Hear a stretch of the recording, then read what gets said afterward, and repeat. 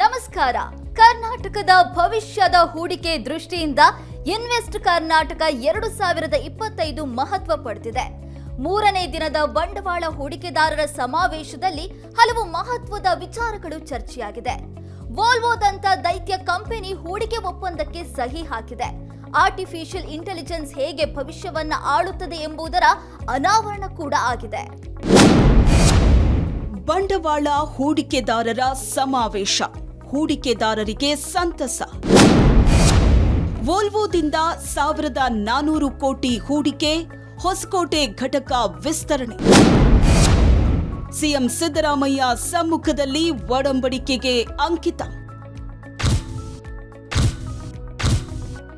ಬೆಂಗಳೂರಿನಲ್ಲಿ ಹೂಡಿಕೆದಾರರ ಸಮಾವೇಶ ಯಶಸ್ವಿಯಾಗಿ ಮುನ್ನುಗ್ತಿದೆ.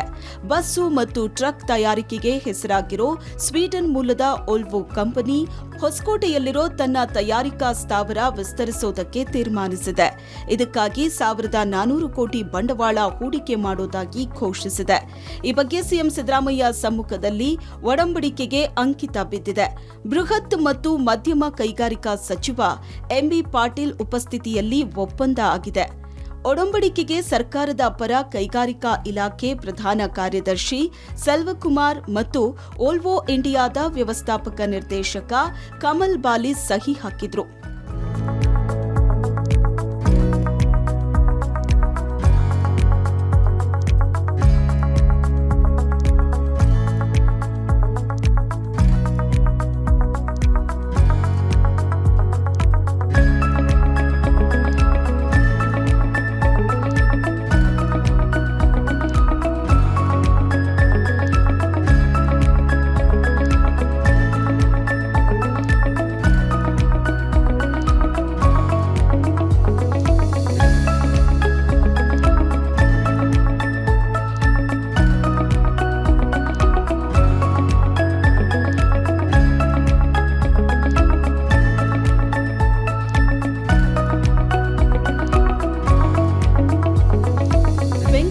ಅರಮನೆ ಆವರಣದಲ್ಲಿ ನಡೀತಾ ಇರೋ ಜಾಗತಿಕ ಬಂಡವಾಳ ಹೂಡಿಕೆದಾರರ ಸಮಾವೇಶದಲ್ಲಿ ಸಕ್ರಿಯವಾಗಿರೋ ವೋಲ್ವೋ ಸಂಸ್ಥೆ ಅದರ ಭಾಗವಾಗಿ ಈ ಒಪ್ಪಂದಕ್ಕೆ ಸಹಿ ಹಾಕಿದೆ.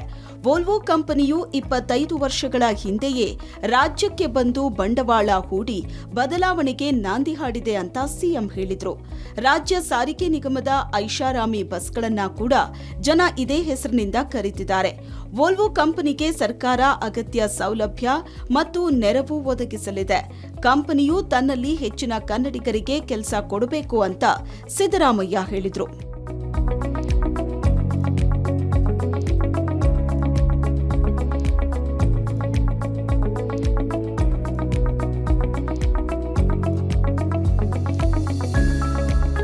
ವೋಲ್ವೋ ಸಿಇಒ ಮಾರ್ಟಿನ್ ಲುಂಡ್ಸೆಡ್ ಮಾತನಾಡಿ, ಕರ್ನಾಟಕದಲ್ಲಿ ಕಂಪನಿಯು ಪೀಣ್ಯ, ಹೊಸಕೋಟೆ ಮತ್ತು ಧಾರವಾಡ ಸಮೀಪದ ಪೀತಂಪುರದಲ್ಲಿ ತಯಾರಿಕಾ ಘಟಕಗಳನ್ನು ಹೊಂದಿದೆ.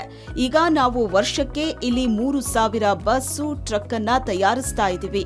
ಹೊಸಕೋಟೆ ಸ್ಥಾವರದ ವಿಸ್ತರಣೆಯಿಂದ ನಾವು ವರ್ಷಕ್ಕೆ 20,000 ಬಸ್, ಟ್ರಕ್ ತಯಾರಿಸಬಹುದು ಅಂದ್ರು.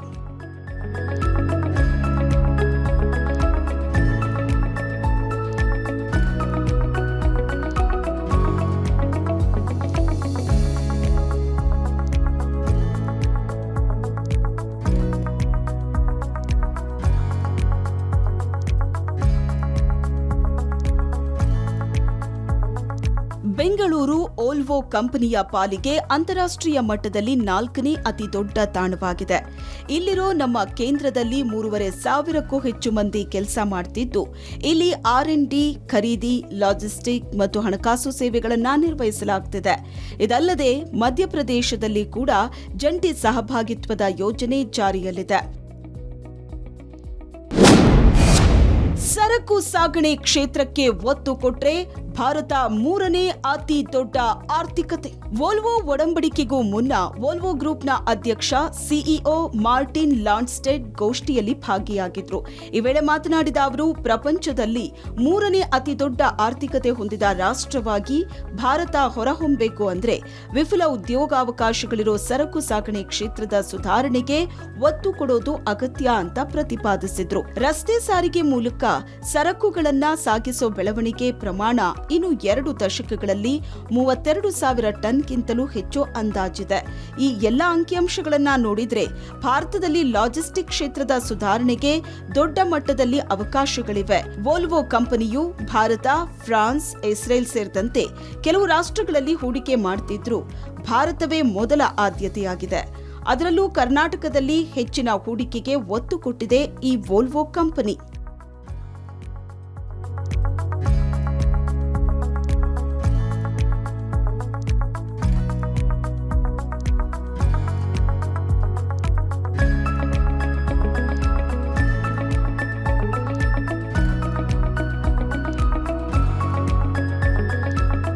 ಗ್ರಾಮೀಣ ಪ್ರದೇಶದವರಿಗೂ ಒಳ್ಳೆ ಉತ್ಪನ್ನಗಳು ಕೈಗೆಟುಕೋ ದರದಲ್ಲಿ ಸಿಗಬೇಕು ಅಂದ್ರೆ ಸರಕು ಸಾಗಣೆ ಕ್ಷೇತ್ರದಲ್ಲಿ ಬದಲಾವಣೆಗಳಾಗಬೇಕಿದೆ.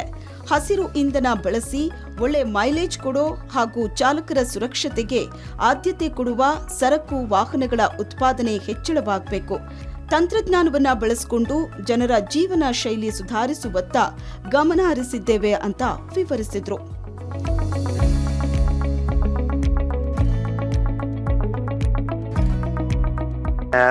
The leadership of Invest in Karnataka has brought to this table. It is about tech-driven, as I said, it's about resilience, it's about green, it is about inclusive. And I think it's more important than ever that we see these themes in a world that is, of course, challenged from many different angles, that we are steady in our course.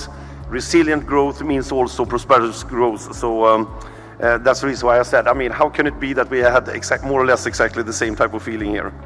But also, why did we end by saying we are here? Because if we were not here, not only Volvo, but all our downstream and upstream partners, and if we just turn it black here, what will happen? And we have seen that, not at least during very difficult times, it could be conflicts or we had this terrible situation with the pandemic, etc. That if we are not here, we cannot provide for hospital foods, waste management. We are actually together, as was said here, the lifeblood of society. And not only in the daily activities, but we can also drive competitives out of that. ಭಾರತದಲ್ಲಿ ರಸ್ತೆಗಳ ಮೇಲೆ ನಿತ್ಯ ಓಡಾಡುವ, data ಸಂಗ್ರಹಣೆ ಮಾಡಿ ವಿಶ್ಲೇಷಣೆ ನಡೆಸಿ ನಿಗಾ ವಹಿಸೋದು ನಿಜಕ್ಕೂ ಸವಾಲಿನ ಕೆಲಸ. ಈ ವಿಚಾರದಲ್ಲಿ ಟ್ರಕ್ ಉತ್ಪಾದನಾ ಕಂಪನಿಗಳು ಸರ್ವಿಸ್ ಪ್ರೊವೈಡರ್ಗಳ ಜೊತೆ ಕೈ ಜೋಡಿಸಬೇಕು. ಸರ್ಕಾರ ಈ ನಿಟ್ಟಿನಲ್ಲಿ ಸಮಗ್ರ ನೀತಿಯನ್ನ ರೂಪಿಸಬೇಕು ಅಂತ ಎಲಾಸ್ಟಿಕ್ ರನ್ ಕಂಪನಿಯ ಸಿಇಒ ಸಂದೀಪ್ ದೇಶ್ಮುಖ್ ಅಭಿಪ್ರಾಯಪಟ್ಟರು.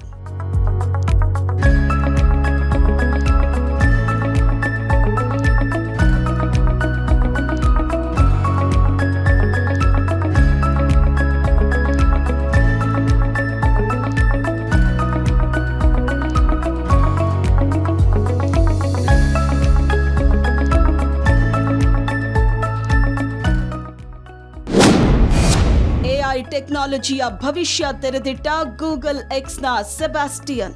ಮುಂದಿನ ದಿನಗಳಲ್ಲಿ ನಮ್ಮ ಸಾವಿನ ನಂತರವೂ ನಾವು ನಮ್ಮ ಮಕ್ಕಳು ಮೊಮ್ಮಕ್ಕಳ ಜೊತೆ ಮಾತನಾಡ್ತಿರಬಹುದು. ಅಂತಹ ಸಾಧ್ಯತೆಯನ್ನ ಎಐ ಹೊತ್ತು ತರಲಿದೆ ಅಂತ ಗೂಗಲ್ ಎಕ್ಸ್ ಸಂಸ್ಥೆಯ ಸ್ಥಾಪಕ ಸೆಬಾಸ್ಟಿಯನ್ ಟ್ರನ್ ಭವಿಷ್ಯ ನುಡಿದಿದ್ದಾರೆ. ಎಐ ಪ್ರಗತಿಯನ್ನ ಊಹಿಸೋದಕ್ಕೂ ಸಾಧ್ಯವಾಗ್ತಿಲ್ಲ. 3 ವರ್ಷಕ್ಕೂ ಮೊದಲು ಚಾಟ್ ಜಿಪಿಟಿಯನ್ನ ಯಾರೂ ಕಲ್ಪಿಸಿಕೊಂಡಿರಲಿಲ್ಲ. ಹಾಗೆ ಮುಂದಿನ 3 ವರ್ಷಗಳಲ್ಲಿ ಎಐ ಸ್ವರೂಪ ಹೇಗಿರುತ್ತೆ ಅಂತ ಹೇಳೋದಕ್ಕೆ ಸಾಧ್ಯವಿಲ್ಲ. ಸ್ವಯಂಚಾಲಿತ ಕಾರುಗಳು ಎಷ್ಟು ಸ್ವತಂತ್ರವಾಗಿದೆ ಅಂದ್ರೆ ಸ್ಯಾನ್ ಫ್ರಾನ್ಸಿಸ್ಕೋದಲ್ಲಿ ನಮ್ಮ ಸಂಪೂರ್ಣ ಸ್ವಯಂಚಾಲಿತ ವೇಮೋ ಕಾರು ಯಾರ ಮೇಲ್ವಿಚಾರಣೆಯೂ ಇಲ್ಲದೆ ಜನರನ್ನ ಓಡಾಡಿಸುತ್ತಿದೆ. ಇದು ಮುಂದಿನ ದಿನಗಳಲ್ಲಿ ಭಾರತಕ್ಕೂ ಬರಲಿದೆ ಅಂದ್ರು. And make a graph of inventions over time, like 300,000 years, the wheel, fire, right? Then all of a sudden, the last 100 years goes shoop. And that to me means we are really in a singularity. I used to be able to predict like 5-10 years from now. I can't even predict 3 years from now anymore. Like 3 years ago, had you asked me about what's going to happen in AI, I would say, yeah, this and that, but not ChatGPT, not large language models. So I can't tell you whether it's going to be 3 years from now. That's a good thing, which means likely someone in the audience or outside among all these student competitions, there's a genius who's going to invent something amazing, and I hope you're going to invest in them. ಭಾರತೀಯ ಜವಳಿ ವಿನ್ಯಾಸಕ್ಕೆ ಹೆಚ್ಚಿನ ಬೇಡಿಕೆ. ಸೀರೆ ಫ್ಯಾಷನ್ಗೆ ಪೂರಕ ಎಂದ ವಸ್ತ್ರ ವಿನ್ಯಾಸಕಿ ಅನಾವಿಲಾ ಮಿಶ್ರಾ.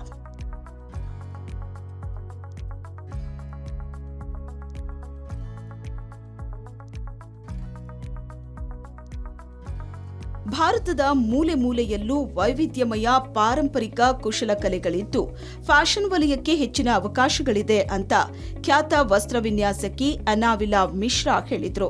ಜಾಗತಿಕ ಹೂಡಿಕೆದಾರರ ಸಮಾವೇಶದಲ್ಲಿ ಪರಂಪರೆಯಿಂದ ಮಾರುಕಟ್ಟೆ ಸಂಸ್ಕೃತಿಗೆ ಅನ್ನೋ ಗೋಷ್ಠಿಯಲ್ಲಿ ತಮ್ಮ ವಿಚಾರವನ್ನ ಮಂಡಿಸಿದ್ರು. ಭಾರತೀಯ ಮಹಿಳೆಯರು ಧರಿಸೋ ಸೀರೆ ಸೌಂದರ್ಯ, ಆತ್ಮವಿಶ್ವಾಸ ಮತ್ತು ದೃಢತೆಯ ಸಂಕೇತವಾಗಿದೆ ಅಂದ್ರು. And I'm talking around 18-19 years ago. What fascinated me was that there was so much skill, there was so much heritage in each and every corner of India, and very disconnected with what we were consuming in the cities, what we were adorning, and how we looked at fashion. Sitting in a place, sitting in a country which has a heritage which is, if we go 1 million, the first millennium, and we see at the Silk Route, we see at how the globe, everybody globally was enduring, using, and was excited about Indian textiles, and actually was the backbone of that trade route. How we were consuming was very different. 12 years ago, when we are talking 11 years ago, mostly the girls and women in city were not wearing saris so much. And the village women were still adorning saris, doing all the physical work, going about their day beautifully draped in a sari. So that concept of comfort in a sari, we wanted to present on the ramps. Bharat ಬಹು ಪ್ರಾಚೀನ ಕಾಲದಿಂದಲೂ ಜವಳಿ ಉತ್ಪಾದನೆ ಮತ್ತು ವಿನ್ಯಾಸಕ್ಕೆ ಖ್ಯಾತವಾಗಿದೆ. ಪ್ರಾಚೀನ ರೇಷ್ಮೆ ಮಾರ್ಗ ಬಟ್ಟೆಯ ಸಾಗಣೆಯಿಂದಾಗಿಯೇ ಪ್ರಸಿದ್ಧವಾಗಿತ್ತು. ಇಡೀ ಜಗತ್ತು ಭಾರತೀಯ ವಸ್ತ್ರವಿನ್ಯಾಸದ ಆಕರ್ಷಣೆಗೆ ಒಳಗಾಗಿತ್ತು. ಬದಲಾದ ಕಾಲಘಟ್ಟದಲ್ಲಿ ಜವಳಿ ವಲಯದಲ್ಲಿ ಭಾರತದ ಹಿರಿಮೆಯನ್ನ ಮತ್ತೆ ಪ್ರತಿಷ್ಠಾಪಿಸೋದಕ್ಕೆ ಹೆಚ್ಚಿನ ಅವಕಾಶಗಳಿದೆ.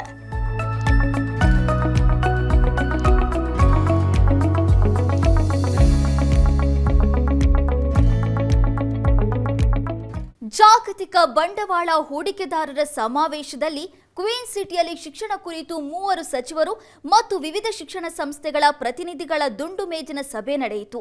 ಕ್ವೀನ್ ಸಿಟಿಯಲ್ಲಿ ವಿದೇಶಿ ವಿಶ್ವವಿದ್ಯಾಲಯಗಳು ಭಾಗವಹಿಸುವಿಕೆ, ಪ್ರಪಂಚದ ಉತ್ಕೃಷ್ಟ ಗುಣಮಟ್ಟದ ಶಿಕ್ಷಣ ಒದಗಿಸುವ ನಿಟ್ಟಿನಲ್ಲಿ ಚರ್ಚೆಗಳು ಕೂಡ ನಡೆದಿವೆ.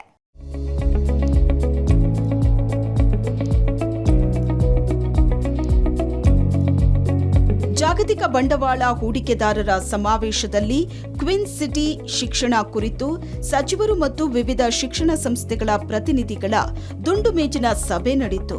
ಉನ್ನತ ಶಿಕ್ಷಣ ಸಚಿವ ಡಾಕ್ಟರ್ ಎಂಸಿ ಸುಧಾಕರ್ ಅಧ್ಯಕ್ಷತೆಯಲ್ಲಿ ನಡೆದ ಸಭೆಯಲ್ಲಿ ಕೈಗಾರಿಕಾ ಸಚಿವ ಎಂಬಿ ಪಾಟೀಲ್, ಕೌಶಲಾಭಿವೃದ್ಧಿ ಸಚಿವ ಡಾಕ್ಟರ್ ಶರಣಪ್ರಕಾಶ್ ಪಾಟೀಲ್ ಭಾಗಿಯಾಗಿದ್ದರು. ಸುಮಾರು 30 ವಿಶ್ವವಿದ್ಯಾನಿಲಯಗಳ ಪ್ರತಿನಿಧಿಗಳು ಸಭೆಯಲ್ಲಿ ಭಾಗಿಯಾಗಿದ್ದರು. ಸಭೆಯಲ್ಲಿ ಉದ್ಯಮಗಳು ತಮ್ಮ ಅಗತ್ಯಕ್ಕೆ ತಕ್ಕಂತೆ ಉನ್ನತ ಶಿಕ್ಷಣದ ಪಠ್ಯಕ್ರಮ ಬದಲಿಸಲು ಕೇಳ್ತಾ ಇರೋದು ಸಾಧುವಲ್ಲ ಅಂತ ಸಚಿವ ಎಂಸಿ ಸುಧಾಕರ್ ಅಭಿಪ್ರಾಯಪಟ್ಟರು. ಇದು ಎಲ್ಲ ವ್ಯವಸ್ಥೆಗಳನ್ನು ಒಳಗೊಂಡಂತೆ ಈ ಒಂದು ಕ್ವೀನ್ ಸಿಟಿಯಲ್ಲಿ ಯೋಜನೆಯನ್ನು ನಾವು ಜಾರಿ ಯಾವ ರೀತಿ ಮಾಡಬೇಕು, ಅವರ ಪಾಲ್ಗೊಳ್ಳುವಿಕೆ ಯಾವ ರೀತಿ ಇರ್ತದೆ, ಅವರು ಕೆಲವು ಸಲಹೆಗಳನ್ನು ಕೊಟ್ಟಿದ್ದಾರೆ ನಮಗೆ. ಇದರಲ್ಲಿ ವಿಶೇಷತೆ ಏನಂದರೆ ಇಲ್ಲಿ ಕೌಶಲ್ಯಕ್ಕೆ ಹೆಚ್ಚು ಆದ್ಯತೆ ಕೊಡ್ತಕ್ಕಂಥದ್ದಕ್ಕೆ ಗಮನ ಕೊಡುವಂಥದ್ರ ಜೊತೆಗೆ ಎಲ್ಲ ಒಂದೇ ಹತ್ತಿರದ ಒಂದು ಸ್ಥಳದಲ್ಲಿ ಈಗ ಒಂದು ಭಾಗದಿಂದ ಮತ್ತೊಂದು ಭಾಗಕ್ಕೆ ಹೋಗ್ತಕ್ಕಂಥದ್ದು, ವಿದ್ಯಾರ್ಥಿಗಳು ಭಾಳ ಸುಲಭವಾಗಿ ಎಲ್ಲ ಒಂದು ವ್ಯವಸ್ಥೆಗಳನ್ನು ತಲುಪ್ತಕ್ಕಂಥದ್ದಕ್ಕೆ ವ್ಯವಸ್ಥೆ ಕಲ್ಪಿಸಬೇಕು ಅಂತಕ್ಕಂಥದ್ದು ಮತ್ತು ಯಾವ ರೀತಿ ಅವರಿಗೆ ಇಲ್ಲಿ ಸರ್ಕಾರದಿಂದ ಸಹಕಾರ ಬೇಕು ಅಂತಕ್ಕಂಥದ್ರ ಬಗ್ಗೆ ಭಾಳಷ್ಟು ಚರ್ಚೆಯಾಗಿದೆ. ವಿಶೇಷವಾಗಿ ಉದ್ಯೋಗ ಲಭಿಸ್ತಕ್ಕಂಥ ಶಿಕ್ಷಣವನ್ನು ನೀಡ್ತಕ್ಕಂಥದ್ರ ಕಡೆ ಗಮನ ಕೊಡುವಂಥದ್ದು ಬಹಳ ಮುಖ್ಯ. ಜಾಗತಿಕ ಹೂಡಿಕೆದಾರರ ಸಮಾವೇಶದಲ್ಲಿ ಕ್ವೀನ್ ಸಿಟಿ ಯೋಜನೆ ಸಂಬಂಧ 30ಕ್ಕೂ ಹೆಚ್ಚು ಪ್ರತಿಷ್ಠಿತ ವಿವಿಗಳೊಂದಿಗೆ ರೌಂಡ್ ಟೇಬಲ್ ಸಭೆ ನಡೆಯಿತು. ವಿವಿಗಳ ಪ್ರತಿನಿಧಿಗಳ ಜೊತೆ ಮಾತನಾಡಿದ ಡಾಕ್ಟರ್ ಸುಧಾಕರ್, ನಮ್ಮ ಯುವ ಜನರಿಗೆ ನಮ್ಮಲ್ಲೇ ವಿಶ್ವದರ್ಜೆಯ ಶಿಕ್ಷಣ ಸಿಗಬೇಕಾದ್ದು ಮುಖ್ಯ. ನಮ್ಮ ವಿವಿಗಳಲ್ಲಿರೋ ವಿದ್ಯಾರ್ಥಿಗಳಲ್ಲಿ 70% ಮಂದಿ ಹೊರ ರಾಜ್ಯಗಳಿಂದ ಬರೋರೇ ಆಗಿದ್ದಾರೆ. ಕ್ವೀನ್ ಸಿಟಿಯಲ್ಲಿ ಡೀಪ್ ಟೆಕ್ ನವೋದ್ಯಮಗಳು, ಬೃಹತ್ ಕಂಪನಿಗಳ R&D ಕೇಂದ್ರಗಳನ್ನು ಬೆಂಬಲಿಸಲು ಸುಸಜ್ಜಿತ ಪರಿಪೋಷಣಾ ಕೇಂದ್ರಗಳು ಮತ್ತು ಪರೀಕ್ಷಾ ಸೌಲಭ್ಯಗಳನ್ನು ಒದಗಿಸಲಾಗುವುದು ಅಂತ ಹೇಳಿದರು. ಹೊಸ ಒಂದು ಅಧ್ಯಾಯವನ್ನು ಕರ್ನಾಟಕದ ಒಂದು ಶಿಕ್ಷಣ ಕ್ಷೇತ್ರ ಮತ್ತು ಆರೋಗ್ಯ ಕ್ಷೇತ್ರದಲ್ಲಿ ತರ್ತಕ್ಕಂಥ ಒಂದು ಪ್ರಯತ್ನಕ್ಕೆ ಕೈ ಹಾಕಿದ್ದೀವಿ. ಮತ್ತು ಸಂಶೋಧನೆ, ಯಾಕಂದರೆ ಜೊತೆಯಾಗಿ ಹೋಗಬೇಕು. ವೈದ್ಯಕೀಯ ಕ್ಷೇತ್ರದಲ್ಲಿ ಇವತ್ತು ಭಾಳಷ್ಟು ಸಂಶೋಧನೆಗಳಾಗ್ತಾ ಇದ್ದಾವೆ. ಆಮೇಲೆ ತಾಂತ್ರಿಕ ಕ್ಷೇತ್ರ ಇವೆಲ್ಲವೂ ಒಟ್ಟಿಗೆ ಇದ್ದಾಗ ಮಾತ್ರ ಎಲ್ಲರಿಗೂ ಇವತ್ತು ತಾಂತ್ರಿಕತೆಯ ಬಳಕೆ ಇವತ್ತು ನಮ್ಮ ವೈದ್ಯಕೀಯ ರಂಗದಲ್ಲಿ ಭಾಳಷ್ಟು ಬಳಕೆ ಆಗ್ತಾ ಇರೋದ್ರಿಂದ ಇವೆಲ್ಲ ಒಟ್ಟಾಗಿ ಇರಬೇಕು ಅಂತಕ್ಕಂಥ ಒಂದು ಪ್ರಯತ್ನ ಮಾಡಿದ್ದೀವಿ. ಸಭೆ ನಂತರ ಮಾತನಾಡಿದ ಬೃಹತ್ ಕೈಗಾರಿಕಾ ಸಚಿವ ಎಂಬಿ ಪಾಟೀಲ್ 9 ವಿವಿಗಳ ಜೊತೆ ಒಪ್ಪಂದ ಆಗಿದೆ ಅಂದರು. ಕ್ವಿನ್ ಸಿಟಿಯಲ್ಲಿ ಜಗತ್ತಿನ ಅತ್ಯುತ್ತಮ ವಿವಿಗಳು ಬರಲಿದ್ದು ಸೇಂಟ್ ಜಾನ್ಸ್ ಮತ್ತು ಲಿವರ್ಪೂಲ್ ಸೇರಿದಂತೆ 9 ವಿವಿಗಳ ಜೊತೆ ಒಡಂಬಡಿಕೆ ಮಾಡಿಕೊಳ್ಳಲಾಗಿದೆ. ಯುಜಿಸಿ ನಿಯಮಗಳು ಅಗ್ರ ಶ್ರೇಣಿಯ 500 ವಿವಿಗಳು ಭಾರತದಲ್ಲಿ ತಮ್ಮ ಕ್ಯಾಂಪಸ್ ತೆರೆಯೋದಕ್ಕೆ ಅವಕಾಶ ಕೊಟ್ಟಿವೆ. ಪಾಶ್ಚಾತ್ಯ ದೇಶಗಳ ವಿವಿಗಳು ಕಡಿಮೆ ಖರ್ಚಿನಲ್ಲೇ ಕ್ವಿನ್ ಸಿಟಿಯಲ್ಲಿ ನೆಲೆಯೂರೋದಕ್ಕೆ ನಿಚ್ಚಳ ಅವಕಾಶಗಳಿದೆ ಅಂತ ವಿವರಿಸಿದ್ರು. ನಾವು ನಮ್ಮ ಮಕ್ಕಳು ಅಲ್ಲಿ ಹೋಗಿ ವಿದ್ಯಾಭ್ಯಾಸ ಮಾಡ್ಕೋತ ಅವತ್ತು ಆ ಒಂದು ಫಾರಿನ್ ಯೂನಿವರ್ಸಿಟಿ ಇಲ್ಲೇ ಬಂದಿದ್ದು ಮಾಡಿದ್ರೆ ನಮ್ಮ ಮಕ್ಕಳು ಇಲ್ಲೇ ಕಲಿಬೋದು. ಯಾಕೆ ಇಲ್ಲಿ ಡಿಗ್ರಿ ಮತ್ತು ಅಲ್ಲಿ ಡಿಗ್ರಿ ಈಕ್ವಲೆಂಟ್ ಆಗಿರ್ತದೆ. ಒಂದು ಕಡೆ ಹೈಯರ್ ಎಜುಕೇಷನ್ ಇನ್ಸ್ಟಿಟ್ಯೂಟ್ಸು, ಇನ್ನೊಂದು ಕಡೆ ಹಾಸ್ಪಿಟಲ್ಸು, ರಿಸರ್ಚು ಮತ್ತು ನಮ್ಮ ಇನೋವೇಷನ್ನು ಎಲ್ಲವೂ ಕೂಡ ಈ ಸ್ಕಿಲ್ಲು ಎಲ್ಲವೂ ಕೂಡ ಒಟ್ಟಿಗೆ ಆಗಿ ಹೋಗುವಂಥದ್ದು ಮತ್ತು ಪರಸ್ಪರ ಕಾಮನ್ ಫೆಸಿಲಿಟೀಸನ್ನು ಕೂಡ ಹೊಂದಿ ಶೇರ್ ಮಾಡ್ಕೊಳ್ಳೋಂಥದ್ದು. ಹೀಗೆ ಎಲ್ಲವೂ ಕೂಡ ಒಂದು ಕೂಡ್ಕೊಂಡು ಇವತ್ತು ದಿವಸ ಇದು ಆಗಬೇಕು. ಅಲ್ಲಿ ಫಾರಿನ್ ಯೂನಿವರ್ಸಿಟೀಸ್ ಇರ್ತವೆ, ಇಂಡಿಯನ್ ಯೂನಿವರ್ಸಿಟಿ. ಯಾಕಂದರೆ ಫಾರಿನ್ ಯೂನಿವರ್ಸಿಟೀಸ್ ಎಲ್ಲರೂ ಕೂಡ ನೇರವಾಗಿ ಬರೋದಿಲ್ಲ, ಅವರು ಇಲ್ಲಿ ಬಂದು ಟೈಪ್ ಮಾಡ್ಕೋತಾರೆ. ಇನ್ನು ಕರ್ನಾಟಕ ರಾಜ್ಯವು ಇಡೀ ವಿಶ್ವದಲ್ಲಿ ಅತಿ ಹೆಚ್ಚು ಕೌಶಲ್ಯಭರಿತ ರಾಜ್ಯವಾಗಿದೆ. ತಾಂತ್ರಿಕವಾಗಿಯೂ ಹಾಗೂ ವೈದ್ಯಕೀಯ ಶಿಕ್ಷಣದಲ್ಲೂ ನಮ್ಮ ಕರುನಾಡು ಜಾಗತಿಕ ಮಟ್ಟದಲ್ಲಿ ಮುಂಚೂಣಿಯಲ್ಲಿದೆ. ಈ ನಿಟ್ಟಿನಲ್ಲಿ ನಮ್ಮ ರಾಜಧಾನಿ ಸಮೀಪ ತಲೆ ಎತ್ತುತ್ತಾ ಇರೋ ಕ್ವೀನ್ ಸಿಟಿಯು ಕೌಶಲ್ಯ ಹಾಗೂ ವೈದ್ಯಕೀಯ ಶಿಕ್ಷಣದ ಪ್ರಮುಖ ಕೇಂದ್ರವಾಗಿ ಹೊರಹೊಮ್ಮಲಿದೆ ಅಂತ ವೈದ್ಯಕೀಯ ಶಿಕ್ಷಣ ಕೌಶಲ್ಯಾಭಿವೃದ್ಧಿ ಸಚಿವ ಡಾಕ್ಟರ್ ಶರಣಪ್ರಕಾಶ್ ಪಾಟೀಲ್ ಸಭೆಯಲ್ಲಿ ಅಭಿಪ್ರಾಯ ವ್ಯಕ್ತಪಡಿಸಿದರು. ಕ್ವಿನ್ ಸಿಟಿ ಕಾನ್ಸೆಪ್ಟು ವಿಶೇಷವಾಗಿ ನಾಲೆಜು, ವೆಲ್ಬೀಯಿಂಗು, ಆಮೇಲೆ ಇನೋವೇಷನ್ ಹಬ್ ಮಾಡ್ತಕ್ಕಂಥ ಒಂದು ಸುಮಾರು 5,800 ಎಕರೆ ಜಾಗದಲ್ಲಿ ಇಂಡಸ್ಟ್ರಿ ಡಿಪಾರ್ಟ್ಮೆಂಟ್ ಒಂದು ಹೊಸ ಕಾನ್ಸೆಪ್ಟು ಮೂಲಕ ಈ ಒಂದು ಯೂನಿವರ್ಸಿಟಿಯನ್ನು ಕ್ವಿನ್ ಸಿಟಿಯನ್ನು ಇಲ್ಲಿ ಎಸ್ಟಾಬ್ಲಿಷ್ ಮಾಡೋದಕ್ಕೆ ಇವತ್ತು ಎಂಬಿ ಪಾಟೀಲ್ ಸಾಹೇಬರು ಮುಂದೆ ಬಂದಿದ್ದಾರೆ. ಇನ್ನು ಇನ್ವೆಸ್ಟ್ ಕರ್ನಾಟಕ ಎಕ್ಸಿಬಿಷನ್ನಲ್ಲಿ ನ್ಯೂ ಕಮ್ಯೂಟ್ ಸಂಪರ್ಕ ಸಂಚಾರ ಟೆಕ್ನಾಲಜಿ ಎಲ್ಲರ ಗಮನ ಸೆಳೀತಾ ಇದೆ. ಇದು ಸಾರಿಗೆ ಕ್ಷೇತ್ರಕ್ಕೆ ಹೈಟೆಕ್ ಟಚ್ ನೀಡಬಹುದು ಅಂತ ಚರ್ಚೆಯಾಗ್ತಿದೆ. ಇದು ಮೆಟ್ರೋ ರೀತಿಯಲ್ಲೇ ಪ್ರಯಾಣ ಮಾಡೋ ಟೆಕ್ನಾಲಜಿ. ಸಣ್ಣ ಬೋಗಿಯಲ್ಲಿ ಕೂತು ಸಂಚಾರ ಮಾಡಬಹುದು. ಲಿಫ್ಟ್ ಮಾದರಿಯಲ್ಲೇ ಅಡ್ಡಲಾಗಿ ಚಲಿಸೋ ನ್ಯೂ ಕಮ್ಯೂಟ್ ವಾಹನ ಬೆಂಗಳೂರು ಮೂಲದ ಸೆಲ್ ಕಂಪಲ್ಷನ್ ಕಂಪನಿ ಅಭಿವೃದ್ಧಿಪಡಿಸಿರೋ ಟೆಕ್ನಾಲಜಿ ಇದು. ಜನರಿಗೆ ಅನುಕೂಲವಾಗುವಂತ ಕೈಗೆಟಕೋ ದರದಲ್ಲಿ ಪ್ರಯಾಣ ಮಾಡಬಹುದಾದ ಟೆಕ್ನಾಲಜಿ. ಮೆಟ್ರೋ ಫೀಡರ್ ಬಸ್ ಇರೋ ಹಾಗೆ ಇದನ್ನು ಸಾರಿಗೆ ವ್ಯವಸ್ಥೆಯಾಗಿ ಬಳಸಬಹುದು.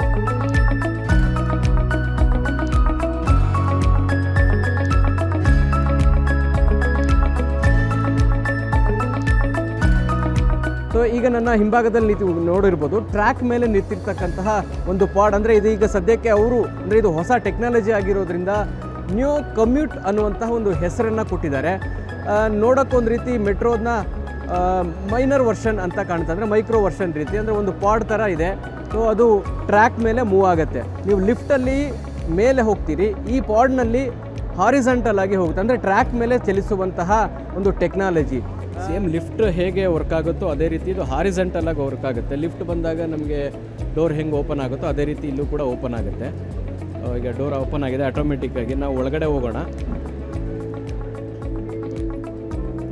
ಇಲ್ಲಿ ಲಿಫ್ಟ್ ಆಪರೇಟ್ ಮಾಡುವಾಗ ನಮಗೆ ಫ್ಲೋರ್ ವೈಸ್ ಇರುತ್ತೆ. ಇಲ್ಲಿ ಯಾವ ರೀತಿ ಇರುತ್ತೆ? ಇಲ್ಲೂ ಅದೇ ಸರ್, ಇಲ್ಲೇನು ಡೆಸ್ಟಿನೇಷನ್ ಸೆಲೆಕ್ಷನ್ ಸ್ಕ್ರೀನ್ ಅಂತಿದೆ. ನೀವು ಸೆಲೆಕ್ಟ್ ಮಾಡಿದ್ರೆ ಯಾವ ಡೆಸ್ಟಿನೇಷನ್ ಅಂತ. ಇವಾಗ ನಮ್ಮಲ್ಲಿ ನಾವು 2 ಟ್ರಿಪ್ ಸೆಲೆಕ್ಟ್ ಮಾಡಿದ್ದೀವಿ. ಒಂದು ಟವರ್ 1 ಅಂದರೆ ವಾಪಸ್ ರಿಟರ್ನ್ ಬರ್ತೀವಿ, ಪಾರ್ಕಿಂಗ್ ಅಂದರೆ ಅಲ್ಲಿ ಹೋಗಿ ಚಾರ್ಜಿಂಗಿಗೆ ಹೋಗುತ್ತೆ. ಸೊ ಟವರ್ 1ನ ಆಯ್ಕೆ ಮಾಡ್ತೀನಿ ನಾನು. ಜಸ್ಟ್ ಸ್ಲೈಡ್ ಮಾಡಿದ್ರೆ ನಮ್ಮ ಜರ್ನಿ ಸ್ಟಾರ್ಟ್ ಆಗುತ್ತೆ. ಟ್ರ್ಯಾಕ್ ಮೇಲೆ ಹೋಗುತ್ತೆ, ಹಂಗಾಗಿ ಏನೋ ನಿಮಗೆ ಅಲಗಾಡೋದು, ಹೆದರ್ಕೊಳ್ಳೋದು ಆ ಥರದ್ದು ಏನೂ ಇರೋದಿಲ್ಲ. ನೀವು ಟ್ರ್ಯಾಕ್ನು ಕೂಡ ನಮ್ಮ ಕ್ಯಾಮ್ರಾ ಮೂಲಕ ತೋರಿಸ್ಬೋದು. ನೋಡಿ ಈಗ ಮೂವ್ಮೆಂಟ್ ಆಗ್ತಾ ಇದೆ ಪಾಡ್. ಇದು ಒಟ್ಟಿನಲ್ಲಿ ಗ್ಲೋಬಲ್ ಇನ್ವೆಸ್ಟರ್ಸ್ ಮೀಟ್ ಅನ್ನುವಂಥದ್ದು ಈ ರೀತಿಯಂಥ ಹೊಸ ಟೆಕ್ನಾಲಜಿಗಳಿಗೆ ವೇದಿಕೆ ಆಗ್ತಾ ಇರೋದಂತೂ ಸತ್ಯ. ಕ್ಯಾಮ್ರಾಮನ್ ನಾಗರಾಜ್ ಜೊತೆಗೆ ಮಾರುತೇಶ್ ಹುಣಸನಹಳ್ಳಿ, ಏಷ್ಯಾನೆಟ್ ಸುವರ್ಣ ನ್ಯೂಸ್, ಬೆಂಗಳೂರು.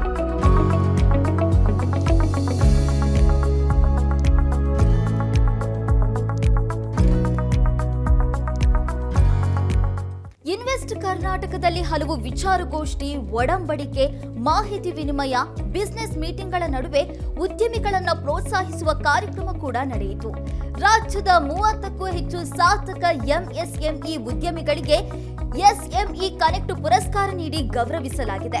ಕೇಂದ್ರ ಸಚಿವೆ ಶೋಭಾ ಕರಂದ್ಲಾಜೆ ರಾಜ್ಯಪಾಲರು ಕಾರ್ಯಕ್ರಮದಲ್ಲಿ ಭಾಗಿಯಾಗುವ ಮೂಲಕ ಉದ್ಯಮಿಗಳಿಗೆ ಹೂಡಿಕೆಯ ಸಲಹೆ ನೀಡಿದ್ದಾರೆ. 30 ಮಂದಿ ಎಂಎಸ್ಎಂಇ ಸೆಕ್ಟರ್ ಸಾಧಕ ಉದ್ಯಮಿಗಳಿಗೆ ಸನ್ಮಾನ. ಕೈಗಾರಿಕಾ ಕ್ಲಸ್ಟರ್ಗೆ ರಾಜ್ಯದ ಸಹಕಾರ ಕೋರಿದ ಸಚಿವೆ ಕರಂದ್ಲಾಜೆ. ಜಾಗತಿಕ ಬಂಡವಾಳ ಹೂಡಿಕೆದಾರರ ಸಮಾವೇಶದಲ್ಲಿ ಸಾಧಕ ಉದ್ಯಮಿಗಳನ್ನ ಸನ್ಮಾನಿಸುವ ಕಾರ್ಯಕ್ರಮ ನಡೆಯಿತು. ಎಂಎಸ್ಎಂಇ ಸೆಕ್ಟರ್ ಉದ್ದಿಮೆಯಲ್ಲಿ ಸಾಧನೆ ಮಾಡಿದ 30 ಮಂದಿ ಸಾಧಕರಿಗೆ ಪ್ರಶಸ್ತಿ ನೀಡಿ ಗೌರವಿಸಲಾಯಿತು. ಕಾರ್ಯಕ್ರಮದಲ್ಲಿ ಕೇಂದ್ರ ಸಚಿವೆ ಶೋಭಾ ಕರಂದ್ಲಾಜೆ, ರಾಜ್ಯಪಾಲ ಥಾವರ್ ಚಂದ್ ಗೆಹ್ಲೋಟ್, ಡಿಸಿಎಂ ಡಿಕೆ ಶಿವಕುಮಾರ್, ಕೈಗಾರಿಕಾ ಸಚಿವ ಎಂಬಿ ಪಾಟೀಲ್, ಸಚಿವರಾದ ಚಲುವರಾಯಸ್ವಾಮಿ, ರಾಮಲಿಂಗಾರೆಡ್ಡಿ ಭಾಗಿಯಾಗಿದ್ದರು. Best performer in the district, sector excellence award, outstanding women entrepreneur award, empower achievement ಅವಾರ್ಡ್ಗಳನ್ನು ನೀಡಿ ಸಾಧಕರನ್ನ ಸನ್ಮಾನಿಸಲಾಯಿತು.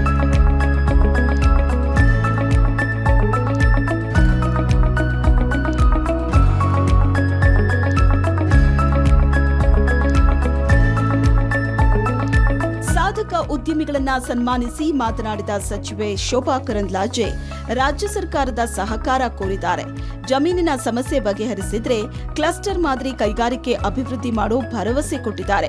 ಕೇಂದ್ರ ಸರ್ಕಾರ ಕ್ಲಸ್ಟರ್ ಮಾದರಿಯಲ್ಲಿ ಕೈಗಾರಿಕಾ ಬೆಳವಣಿಗೆಗೆ ಸಂಪೂರ್ಣ ಸಹಕಾರ ಕೊಡಲಿದೆ ಅಂತ ಕೇಂದ್ರ ಸಚಿವೆ ಶೋಭಾ ಕರಂದ್ಲಾಜೆ ಹೇಳಿದ್ದಾರೆ. We re-emphasize our commitment to making it a global hub of investment and talent. India has witnessed an economic renaissance over past 1 decade. We have moved from being a fragile economy to the fastest growing major economy in the world. ಸಂಯುಕ್ತ ಅರಬ್ ಸಂಸ್ಥಾನದ Saudi Arabia, Doha, Dubai ಮುಂತಾದವುಗಳೊಂದಿಗೆ ಮಾಡಿಕೊಂಡ 820 ಕೋಟಿ ರೂಪಾಯಿ ಹೂಡಿಕೆ, KLE society Shivashakti sugars ಕಾರ್ಖಾನೆಗೆ ಮಾಡುತ್ತಾ ಇರೋ 1,000 ಕೋಟಿ ರೂಪಾಯಿ ಹಾಗೂ ಇನಾಮ್ದಾರ್ ಶುಗರ್ ಸಂಸ್ಥೆಯ 250 ಕೋಟಿ ರೂಪಾಯಿ ಮೊತ್ತದ ಹೂಡಿಕೆ ಒಡಂಬಡಿಕೆಗಳನ್ನ ಪ್ರದರ್ಶಿಸಲಾಯಿತು. ಇನ್ನು ಬೆಂಗಳೂರು ನಗರದಲ್ಲಿ ಉದ್ಯಮಗಳಿಗೆ ನೀರಿನ ಅಗತ್ಯ ಇದೆ. ಕಾವೇರಿ ನದಿಯಿಂದ ಇನ್ನು 6 ಟಿಎಂಸಿ ನೀರನ್ನ ಯಾವ ಬೆಲೆ ತೆತ್ತಾದರೂ ತರಲಾಗುವುದು ಅಂತ ಡಿಸಿಎಂ ಡಿಕೆ ಶಿವಕುಮಾರ್ ಹೇಳಿದ್ರು. ನೀವು ಟೈರ್ 2 ಟೈರ್ 3 ಸಿಟಿಗೆ ಬರೀ ಬೆಂಗಳೂರು ಬಗ್ಗೆ ಯೋಚನೆ ಮಾಡಕ್ ಹೋಗಬೇಡಿ. You have to go to the out of Bangalore, beyond Bangalore. ಕಾರ್ಯಕ್ರಮದಲ್ಲಿ ಮಾತನಾಡಿದ ಬೃಹತ್ ಕೈಗಾರಿಕಾ ಸಚಿವ ಎಂಬಿ ಪಾಟೀಲ್, ಇಂದು ಎಂಎಸ್ಎಂಇ ಸೆಕ್ಟರ್ನಲ್ಲಿ ಸಾಧನೆ ಮಾಡಿದವರಿಗೆ ಪ್ರಶಸ್ತಿ ಪ್ರದಾನ ಮಾಡೋದಕ್ಕೆ ಹೆಮ್ಮೆ ಎನಿಸಿದೆ. ಭಾರತದ ಒಟ್ಟು ಜಿಡಿಪಿಯಲ್ಲಿ 25% ಎಂಎಸ್ಎಂಇ ನೀಡುತ್ತಿದೆ. 42.6% ಎಕ್ಸ್ಪೋರ್ಟ್ ಮಾಡಲಾಗ್ತಿದೆ. ಆಹಾರ, ಎಲೆಕ್ಟ್ರಾನಿಕ್, ಆಟೋಮೊಬೈಲ್, ಕೆಮಿಕಲ್ ಇಂಡಸ್ಟ್ರೀಸ್ನಲ್ಲಿ ಕರ್ನಾಟಕ ಮುಂಚೂಣಿಯಲ್ಲಿದೆ ಅಂದ್ರು.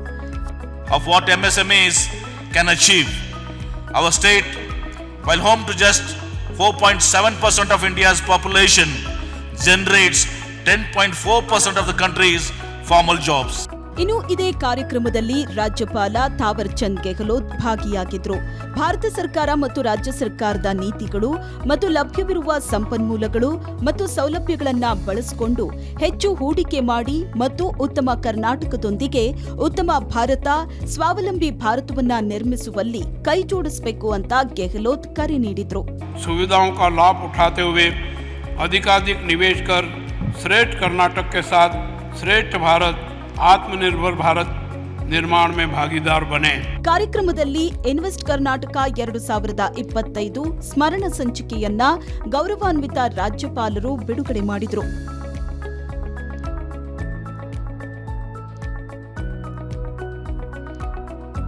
ಇನ್ವೆಸ್ಟ್ ಕರ್ನಾಟಕದಲ್ಲಿ ರಾಜ್ಯ ಸರ್ಕಾರದ ಗುರಿ ಸ್ಪಷ್ಟವಾಗಿದ್ದು, ರಾಜ್ಯಕ್ಕೆ ಹೂಡಿಕೆ ಹರಿದು ಬರುವುದು ನಿಶ್ಚಳವಾಗಿದೆ. ಹಾಕಿಕೊಂಡ ಟಾರ್ಗೆಟ್ ತಲುಪುವಲ್ಲಿ ಸಚಿವ ಎಂಬಿ ಪಾಟೀಲ್ ಅವರ ಶ್ರಮ ಶ್ಲಾಘನೀಯ. ರಾಜ್ಯಕ್ಕೆ ಹೆಚ್ಚೆಚ್ಚು ಹೂಡಿಕೆ ಬರಲಿ, ಉದ್ಯೋಗ ದೊರೆಯಲಿ, ಕರ್ನಾಟಕದಲ್ಲಿ ಹೂಡಿಕೆ ಕ್ರಾಂತಿಯಾಗಲಿ ಅಂತ ಆಶಿಸೋಣ. ಇದಾಗಿತ್ತು ಈ ಹೊತ್ತಿನ ವಿಶೇಷ ಕಾರ್ಯಕ್ರಮ. ನೇರ, ದಿಟ್ಟ, ನಿರಂತರ ಸುದ್ದಿಗಾಗಿ ನೋಡ್ತಾ ಇರಿ ಏಷ್ಯಾನೆಟ್ ಸುವರ್ಣ ನ್ಯೂಸ್.